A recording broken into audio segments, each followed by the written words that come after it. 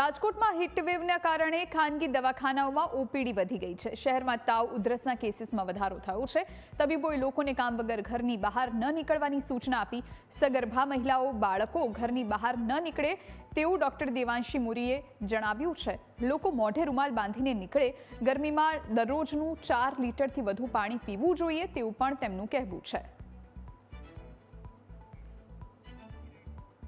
હીટવેવને કારણે ઓપીડીમાં વધારો થયો છે, ત્યારે આપણી સાથે જાણીતા ડોક્ટર દેવાંશી મોરી જોડાયા છે। ડોક્ટર, કઈ રીતે કેસીસ આવી રહ્યા છે અને ખાસ હીટવેવને લઈને લોકોને શું મેસેજ આપશો?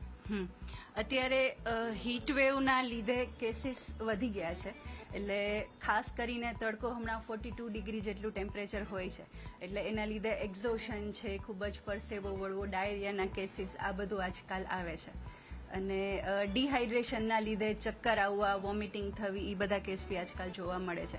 પણ હજુ એવા સિરિયસ કેસીસ અમે અત્યાર સુધી જોયા નથી, તો હું લોકોને એ જ અરજી કરીશ કે થોડું હાઇડ્રેશન વધારે રાખે અને ખુલ્લા કપડાં પહેરવા, વધારે પડતું તડકામાં 1 થી 4ની વચ્ચે બારે ન જવું, થોડી પરેજી વધારે રાખે, તો જેથી કરીને આપણે આગળ આવા કેસીસ અવોઇડ કરી શકીએ।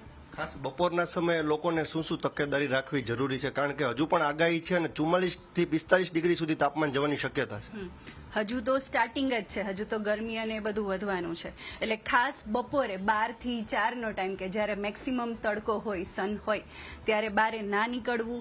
પ્લસ ખાસ કરીને મહિલાઓ છે, પ્રેગ્નન્ટ ફિમેલ છે, બાળકો છે, વૃદ્ધો છે, એ લોકોએ ઘરમાં રહેવું અને પ્રવાહી પુષ્કળ પીવું, એટલીસ્ટ 4 લીટર હાઇડ્રેશન વધારે રાખવું। ફળોમાં, ફ્રૂટમાં થોડું વધારે લેવું, તરબૂચ છે, કાકડી છે, આ બધું વધારે લેવું, એ હું સજેસ્ટ કરીશ। અત્યારે કેવા પ્રકારના કેસીસ આવે છે? સિરિયસ નહીં, પરંતુ બેઝિક કયા રોગો જોવા મળે છે આ હીટવેવને કારણે?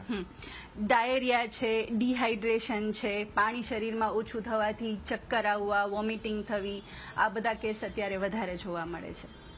જે રીતે ડોક્ટર દેવાંશી મોરીએ જણાવ્યું, લોકોએ તકેદારી રાખવી ખૂબ જ જરૂરી છે। હીટવેવની આગાહી છે, સ્વસ્થ રહો, સુરક્ષિત રહો, એ જ મેસેજ ન્યૂઝ કેપિટલ પણ આપ સૌને આપે છે। કેમેરા પર્સન અભય ત્રિવેદી સાથે ઋષિ દવે, ન્યૂઝ કેપિટલ, રાજકોટ।